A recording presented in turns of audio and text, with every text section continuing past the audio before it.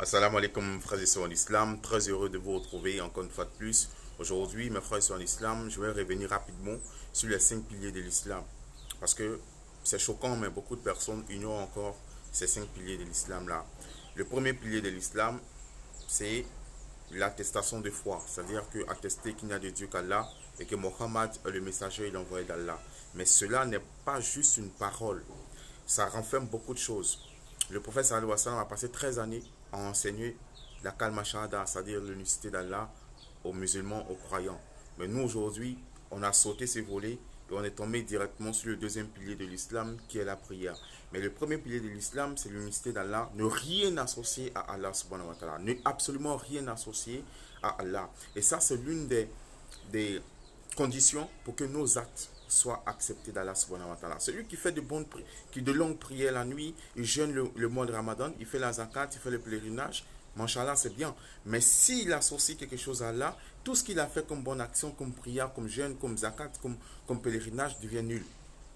C'est pourquoi il faut bien connaître la kalma shahada, il faut bien connaître le tawhid, qui est l'unicité d'Allah. Qu'est-ce qu'il ne faut pas faire pour annuler son islamité? Tout ça, c'est des choses qu'on doit connaître, comme le fait d'aller consulter les marabouts, le fait d'aller lancer les coris, le fait de consulter les djinns, le fait de faire la sorcellerie. Tout ça, ça fait sortir de l'islam. Le musulman ne peut pas être sorcier. Le musulman ne doit pas consulter les génies. Le musulman ne doit pas prédire l'avenir. Ça, c'est des choses qui sont interdites en islam. Donc, on doit apprendre toutes ces choses-là. Le musulman ne doit pas mettre des bagues noires sur le doigt pour une soi-disant protection. Le croyant ne doit pas chercher protection auprès des génies. Tout ça, c'est des choses qui annulent notre islam. Donc, mes frères et sœurs en islam, c'est le premier pilier de l'islam. Le deuxième pilier de l'islam, c'est la prière. Et la prière, le prophète sallallahu alayhi wa sallam, il dit la première chose sur laquelle on sera interrogé le jour du jugement dernier, c'est la prière. Mais aujourd'hui, qu'est-ce qu'on constate? Beaucoup de personnes ignorent comment prier, comment bien prier, comment réparer une prière quand on fait une erreur ou un oubli dans la prière. Donc ça, c'est des choses que nous devons apprendre, puisque c'est la première chose sur laquelle nous serons interrogés. Subhanallah, mes frères et sœurs en islam, la prière est d'une importance capitale. Dans le Coran, il y a un verset où les anges demandent à des gens qui sont en enfer, mais vous, qu'est-ce qui vous a entraîné en enfer? Ils diront quoi? Nous n'étions pas de ceux qui priaient. Nous n'étions pas de ceux qui faisaient la prière. Subhanallah, la négligence de la prière fait partie des péchés capitaux. Et le prophète sallallahu alayhi wa sallam, il dit quiconque délaisse la prière tombe dans la mécréance. Subhanallah.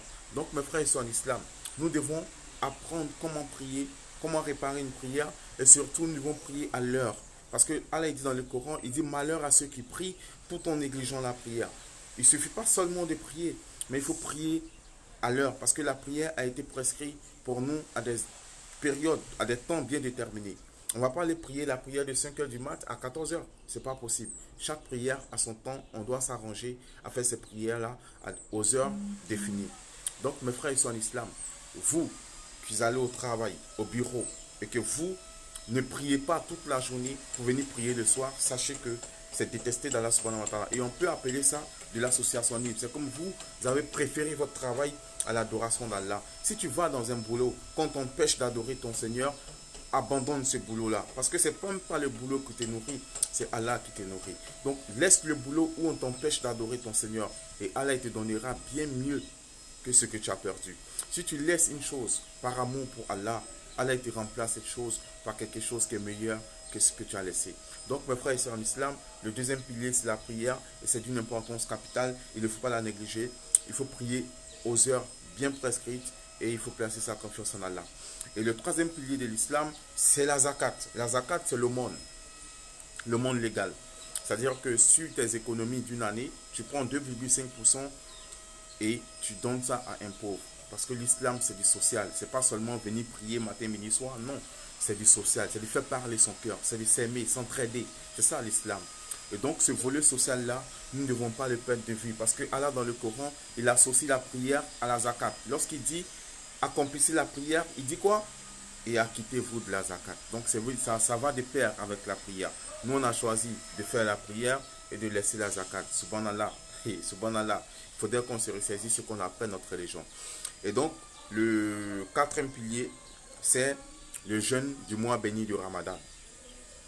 Le neuvième mois du calendrier lunaire, c'est le mois du Ramadan. Et ce mois-là, quiconque est en bonne santé, est pubère et en bonne santé doit jeûner ce mois de Ramadan. Mais on constate encore que beaucoup de personnes font le double jeu. Genre, ils veulent tromper Allah façon. Subhanallah, on ne peut pas tromper Allah subhanahu wa ta'ala. Des gens, lorsque le Ramadan commence, c'est maintenant ils se rappellent qu'ils ont le diabète. C'est maintenant ils se rappellent qu'ils ont tension, ils ont hypertension, ils ont des maladies qui les empêchent de jeûner. Subhanallah. Et le jeûne, c'est une purification pour toi. Et le jeûne, le prophète dit sallallahu alayhi wa sallam, celui qui jeûne une seule journée, par amour pour Allah, par crainte pour Allah, Allah éloigne son visage de l'enfer pendant 70 ans de marche. Subhanallah. De 70 ans de marche. Donc imagine celui qui jeûne le mois de Ramadan. Et la récompense de Ramadan est dans la main d'Allah subhanahu wa ta'ala. C'est lui seul qui donne la récompense de Ramadan. Tellement Allah subhanahu wa ta'ala, il aime le mois de Ramadan à cause de la privation. On se prive de tout ce qu'on aime par amour pour Allah. On a faim, mais on supporte la faim à cause d'Allah. On a soif, on supporte la soif à cause d'Allah. On a l'envie de toucher nos femmes, mais on supporte cette envie-là à cause de l'amour d'Allah, par crainte d'Allah subhanahu wa ta'ala. Mes frères et sœurs d'islam, ça, c'est le quatrième pilier de l'islam. Le jeûne du mois de Ramadan. Et le prophète dit sallallahu alayhi wa sallam, celui qui jeûne Ramadan avec foi, avec sincérité, Allah subhanahu wa ta'ala efface tous ses péchés. Subhanallah, qu'Allah nous pardonne nos fautes et nos péchés. Et donc le cinquième pilier ici de l'islam, c'est le pèlerinage à la Mecque. Subhanallah. Beaucoup de personnes aujourd'hui ont l'argent, ils dépensent 4 millions pour faire un visa pour aller en Europe, ils dépensent 5 millions pour aller au Canada, mais ils sont incapables de payer 3 millions pour aller à la Mecque, qui est une obligation pour quiconque a les moyens. On a connu des gens ici qui ont marché jusqu'à la Mecque. Ils ont marché, ils ont fait des années en train de marcher pour aller faire le pèlerinage à la Mecque. Donc c'est un pilier important, obligatoire pour quiconque a les moyens. Donc si tu as les moyens, ne dis pas que tu es trop jeune pour aller à la Mecque. Non, tu as les moyens, même si tu as 20 ans, ça devient une obligation pour toi d'aller à la Mecque. Donc ça c'est le cinquième pilier de l'islam. Donc mes frères et sœurs en islam, voilà les 5 piliers de l'islam. L'attestation de foi qu'il n'y a de Dieu que Dieu, et que Mohammed est son messager, la prière, la zakat, le mois de Ramadan, le jeûne du mois de Ramadan, et enfin le pèlerinage à la Mecque. Voilà. Donc qu'Allah nous donne la bonne compréhension, qu'Allah nous guide sans cesse le droit chemin, qu'Allah fasse de nous des musulmans pieux et sincères. J'ai été très heureux d'être avec vous. À très bientôt, Inch'Allah. Sur ce, je vous dis assalamu alaikum.